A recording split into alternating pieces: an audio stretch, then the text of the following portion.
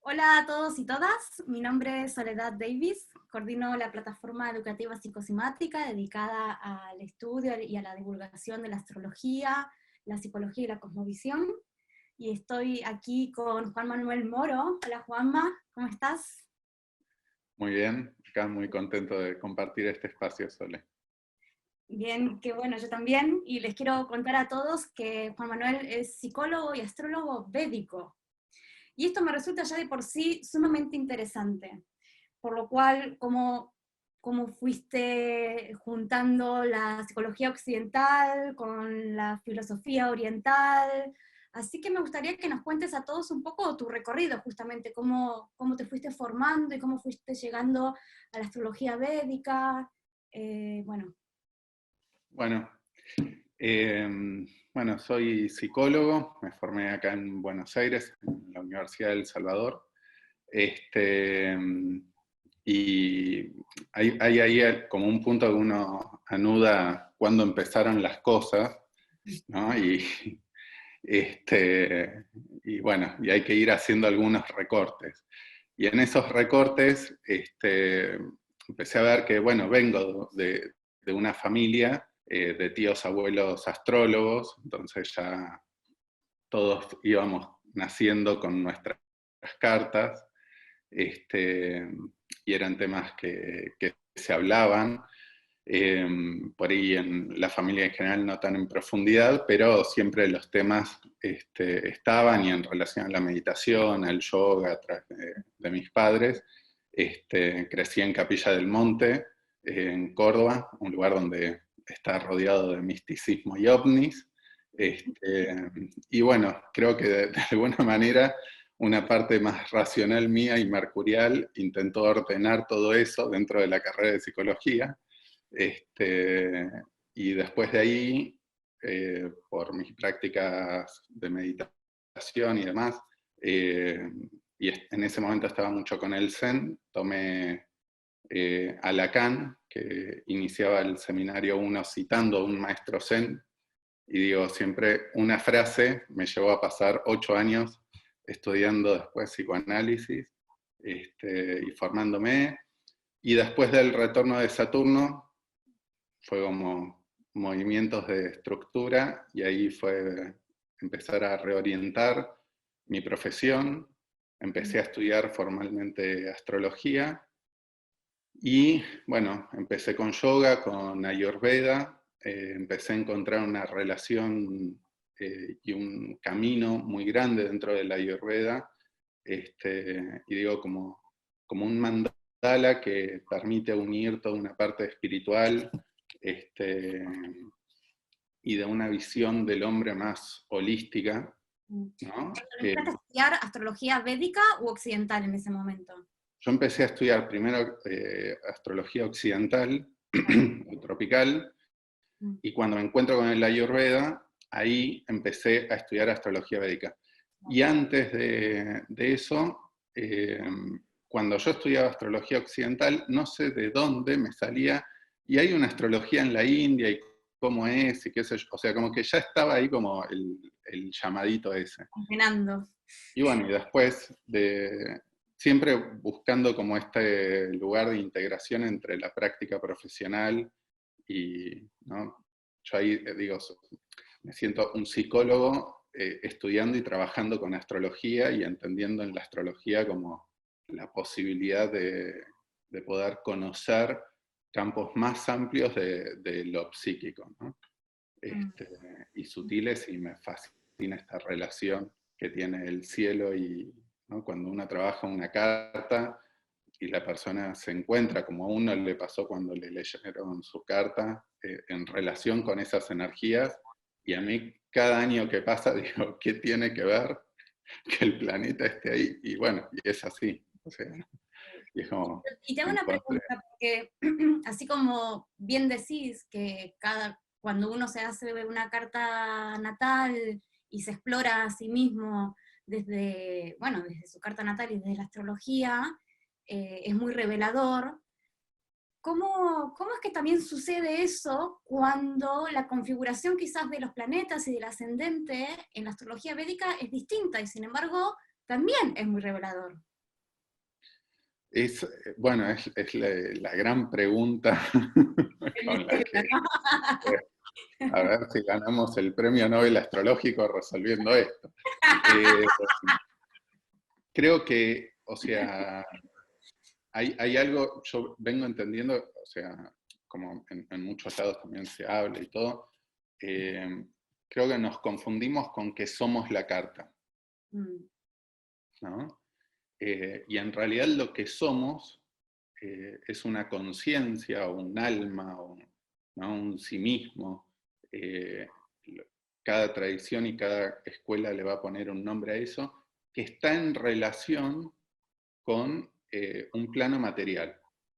En la India hay una escuela filosófica, un Darshana, que se llama Samkhya, que es de la enumeración, y enumera principios, ¿no?, de cómo se construyen todas las cosas. Y en esos principios es como que enumeran el aparato psíquico. Entonces dicen, hay un purusha, una conciencia que se relaciona con prakriti, que es materia, cuerpo, sustancia, y en esta relación se empiezan a desenvolver un montón de cosas, el intelecto, el ahamkara, que es el ego, bueno, y todos los órganos de conexión con el mundo, y lo último, los elementos burdos, que son los 5 elementos, o sea, el éter, el aire, el fuego, la tierra y el agua. Entonces, o sea, cuando tenemos esa conciencia, la astrología, toda nuestra mente, pertenece a Prakriti, porque son sustancias, son órganos. Y Prakriti tiene un movimiento por sí mismo, ¿no? Entonces, y ese Purusha no es un geminiano. Eh, o sea, ¿se entiende? Ese Purusha, o sea, se manifiesta en todo, o sea, ¿no? Esto siempre también se uno lo habla manifiesta. en la carta, o sea, no, uno esto lo habla en la carta también, somos la carta completa, o sea, Claro. con el sol en tal lado, con el ascendente en tal lado. Eh, y creo que es hablar como en distintos niveles, o sea, y no por hablar de niveles hablo de una jerarquía de este es mejor que otro, sino como estar mirando la carta, ¿no? Si miro siempre para el frente voy a ver tales cosas, si miro para el costado veo, o sea, y voy descubriendo cosas que me van trayendo informaciones que tienen que ver conmigo. Mm, Y en cada sistema, ¿no?, nos va hablando de eso, o sea, la dracónica habla de otro punto de la carta natal y uno la puede trabajar de tal manera, o sea, mm, pero también estamos hablando de distintos registros, y creo que el trabajo y un poco la observación que vengo haciendo es, bueno, ¿en qué registros? Dentro de la carta védica tenemos después lo que es primero la Rashi, que sería como el radix, o sea, la carta natal en sí, y después de ahí tenemos 16 vargas que son divisionales de esa carta, ¿no? La principal es la Navamsha, que es la divisional número 9, que es la carta del alma, mm. ¿no? Bueno, tiene todo un montón de técnicas y todo que no vienen al caso, pero lo que sí quiero decir es, en astrología védica te enseñan primero a leer la Navamsha, es lo más importante. ¿Por qué? Porque esa carta está hablando de todas las potencialidades y de lo que el alma de esa persona está experimentando. Y después la Rashi, el Radix, va a ser cómo eso se va a poder liberar o no en esta Mm, encarnación, porque ahí es el encuentro con la tierra, claro, ¿no? claro, Este, claro. Entonces, claro, desde esa cosmovisión uno puede explorar la multiplicidad que somos, ¿no?, desde distintas perspectivas, inclusive dentro de la misma astrología védica, también diferencian estos distintos niveles que comentabas. Mm, sí, y después ahí tenés cartas que son exclusivamente para el linaje materno, linaje paterno, para los padres. Hay una carta exclusiva de las divisionales estas para la profesión. mm, Bueno, y así, o sea, mm, vidas pasadas, eh, tu devoción, estado de la mente. Y mm, después arman un ciclo de 3, que es la Rashi, ¿no? La natal, la carta de la luna, que es ubicar a la luna como tomarla en casa 1, y a partir de ahí ubicar la posición de la carta desde ese lugar, y la del sol. Y eso se llama Sudarshana Chakra, que es la rueda de Vishnu, ¿no? Y eso, o sea, en esos 3 niveles se evalúan después los tránsitos, por ejemplo. Y un sistema que es propio de lo védico, que es el Vimshottari Dasa, que es un sistema de ciclos de años planetarios, donde a partir de los nakshatras, que es este zodíaco lunar, ¿no? Las mansiones lunares, ellos usan todo el tiempo esta relación de sol y luna, o sea, el zodíaco solar con los 12 signos como los conocemos. De hecho, los nombres en sánscrito son casi, o sea, Aries es Meya y Meya es carnero, ¿no? Que, y así hay un montón de nombres más, ¿no? Bueno, y esta relación con el signo, los nakshatras, que son los lunares, que son, esas posiciones son sutiles, pertenecen al interior de las constelaciones solares, y son los que nos permiten evaluar la cualidad de la mente para ver qué posibilidades tiene de tomar la energía arquetípica del signo solar, ¿no? Y de esas posiciones, bueno, de ahí se desprende este ciclo, que por ahí vos después pasás 16 años atravesando el ciclo de Júpiter, entonces tenés 16 años muy benéficos, y después de los 16 años benéficos de Júpiter, el que le sigue son 19 años de Saturno, ¿no? Entonces, y es interesante, Júpiter tiene el sabor, el rasa dulce, ¿no? Entonces nos hace engordar, nos hace crecer, nos da placer. Muchos sentidos. Nos expande, ¿no? Lo dulce va haciendo. Bueno, y después viene Saturno, y Saturno es astringente. La astringente quizás no es un sabor que identificamos bien, pero sería como cuando comemos las uvas y mordemos la semilla, que se nos seca toda la boca, ¿no? Bueno, eso mismo pasa en las verduras de hojas verdes, como espinaca, acelga sobre todo, ¿no? Por eso les ponemos salsa blanca, ¿no? O buscamos algo dulce para compensar un poco, porque es ese sabor de lo astringente, lo mismo está un poco en el vino. Entonces, pero lo astringente limpia y barre lo dulce que generó Júpiter. El proceso de India fue como de una continuidad en cada escuela filosófica, va incorporando a la anterior y después desarrolla sobre eso. Pueden discutir o no, pero es como que van en esa. Y hablando de los tiempos védicos, o sea, el yoga, el ayurveda, la medicina, y el yotish, la astrología, estaban unidos. O sea, y estaban todos dedicados a entender esos 4 libros del conocimiento que eran los Vedas, que fueron escritos en modo de poesía, y que dicen que los rishis de la antigüedad, los sabios de la antigüedad, en profunda meditación, escucharon las palabras de Dios, ¿no? Y esa escucha es desde el interior, algo que brota desde lo interior, no es que bajó un Dios y dijo, ¿no? O sea, sino como que lleva algo de ese asir en lo interno. En Occidente nos seguimos todavía peleando si tradicional, si moderna, si cuando sin darnos cuenta que es todo un mismo recorrido, ¿no? Exacto, o sea, porque cada cosa, o sea, va habilitando la otra. Claro. ¿No? Y acá, o sea, eso se sostiene, de hecho, muchos, o sea, bueno, la astrología en India tiene una práctica ininterrumpida de más de 3000 años.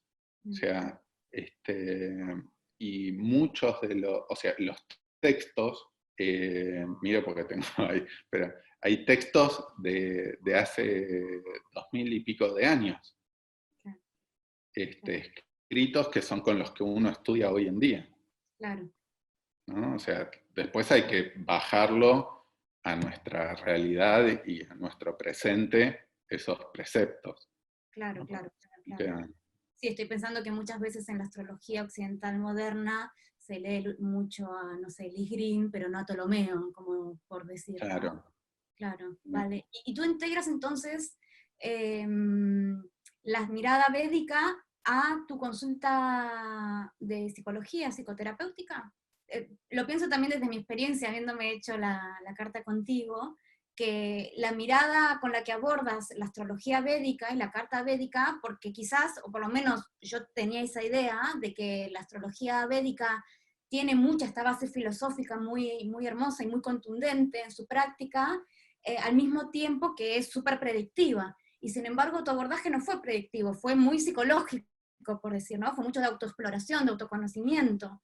Entonces, para mí fue muy novedoso eso, cómo fuiste, o cómo vas encontrando quizás nuevas maneras de abordarlo. No sé si es esto, mi poco conocimiento al respecto, o si es realmente así, que está muy utilizado quizás para la predicción y visto desde el autoconocimiento, quizás es algo más de tinte occidental, más psicologizado.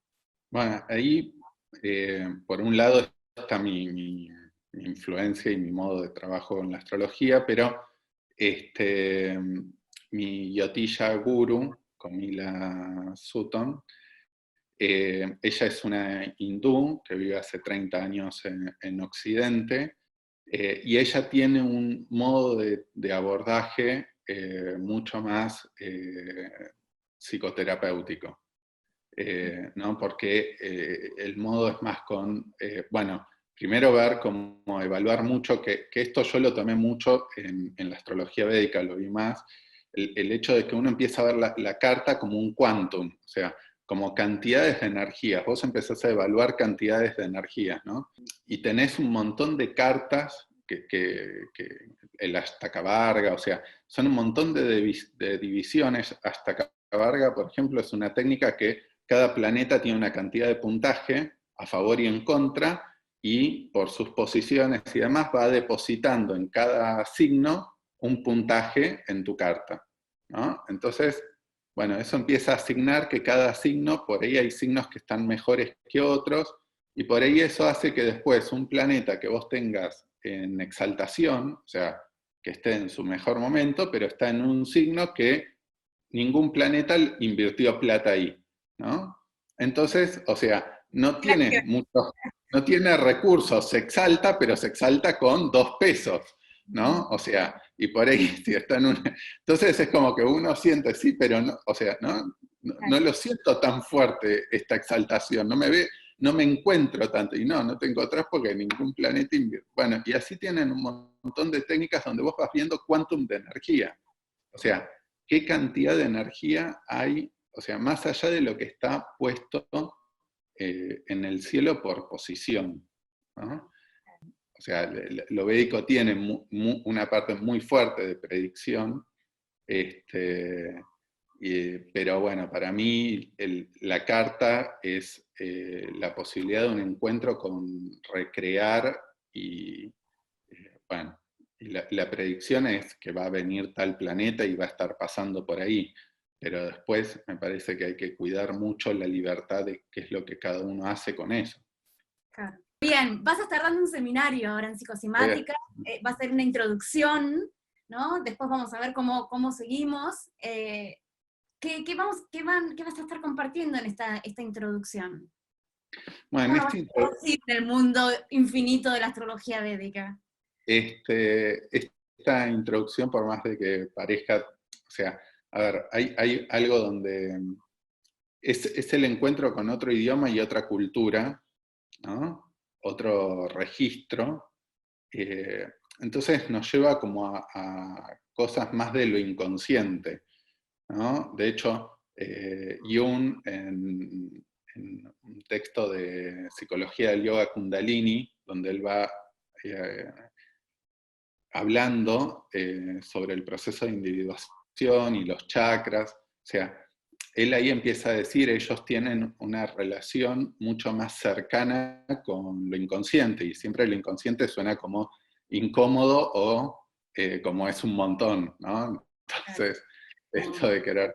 Entonces, la introducción ahí tiene como un poco el objetivo de acercarlo lo más posible a nuestra comprensión y empezar a tener las herramientas para saber de dónde estamos orientándonos y hablando, ¿no? Entonces, un poco, bueno, hablar de esto que estábamos hablando, de la parte de la historia, ¿no? De dónde surge la astrología védica, es un Vedanga, Veda, los Vedas que habíamos hablado, Veda significa conocimiento, Anga significa miembro, ¿no? Miembros del cuerpo. Entonces es un miembro o un apéndice que estudia a los Vedas, ¿no? Y ahí hay 6 miembros que son los que estudian a los Vedas, y uno es el Jyotish, la astrología. Es una ciencia creada por el hombre para entender el misterio. Es bellísimo. Jyotish viene de una raíz verbal que es yot, yoti, que es luz, y es la luz del diya. Diya es esa lamparita hindú que uno ve con el pabilo y el aceite y encendida, ¿sí? Ese es el diya. Entonces lo que dicen es, o sea, que es el estudio de los seres luminosos, ¿sí? Otros le dicen también las traducciones de la ciencia de la luz. Claro, sí, le he escuchado más así, es cierto. Pero es también la misma palabra que se usaba para astronomía. Entonces, Jyotish es la búsqueda de esa luz. Y ahí vemos a los planetas que son los que están en el proceso. Los planetas también están en proceso de evolución, ¿no? Y es como que fueran ahí como, bueno, seres que se desarrollaron, se iluminaron un poco más y establecemos contratos kármicos con ellos. Después ver toda la parte esta del karma, en la introducción, o sea, porque nosotros venimos, creo que hoy en día ya las escuelas de yoga y todos están mucho más fuertes, pero venimos con una idea de karma, de castigo, lo usamos desde ese lugar más judeo-cristiano, ¿no? O sea, en el lenguaje común decimos, no, esto es un karma, y nos referimos a una situación de pesadez y de castigo. Y karma significa solamente acción, ¿no? Entonces es, bueno, acción y las consecuencias de esas acciones. Entonces, ahí es como que digo, bueno, si fumo 3 atados de cigarrillos por día durante 30 años, puedo llegar a no tener un EPOC, pero si lo tengo, no me debería sorprender tanto, ¿no? O sea, porque mis acciones me llevaron a esa posibilidad. Podría no pasar, o sea, pero si pasa es como, bueno, y hay esto de karma que viene de otras vidas y que viene también desde el árbol familiar. Tiene una relación con la idea de destino, imagino. Claro, pero es un destino que no está puesto por los dioses, ¿no? O sea, hay algo ahí de lo que yo soy partícipe de eso. Claro, de la acción. Claro. Y ahí hay que tener un cuidado muy grande, porque después entramos como en estas partes de las hiperresponsabilizaciones, ¿no? Entonces es como, o sea, bueno, y hay cosas como que ahí hay que empezar a aceptar un poco más lo que es. O sea, no sé, Si yo hago nacimos en estas esta cosas, me van a época. pasar todas cosas lindas. Claro, o sea, y todas las cosas malas son por karmas, que porque mi mamá hizo tal cosa, mi papá hizo tal otro, porque alguien Porque comió un trabajé bien mi murciélago, sombra. o porque alguien comió un murciélago del otro lado. No sabemos. O sea, pasan las cosas y tenemos que aceptarlas. O sea, porque nos pertenecen, porque si no, ahí estamos todo el tiempo en el juego de lo mío, lo del otro, ¿no? O sea, y como, bueno, estamos acá y tenemos que aceptar esto, ¿no? en lo que vamos a hablar de esa introducción son esos 3 tipos de karma que ellos hablan. Y hay 2 que no se puede hacer nada, que se ven en la carta, ¿no? Pero no se pueden hacer nada, son cosas que ya están marcadas así. Y hay otro que es el que se relaciona con el libre albedrío, ¿no? Y es las pequeñas acciones que podemos hacer, pero a nuestro ego grandote no le gusta pensar en las pequeñas acciones que podemos hacer, ¿no? Bien, y también la diferencia entre zodíaco tropical y sideral, tipo de base, concreta. Claro, claro, claro. Básico. ¿Con qué zodíaco trabaja la astrología védica? Sí, y esa relación de esos 2 tiempos que son tan interesantes. Pero la luna nosotros la miramos más desde el nakshatra que desde el signo. Entonces, o sea, el nakshatra... Vas a explicar qué es un nakshatra.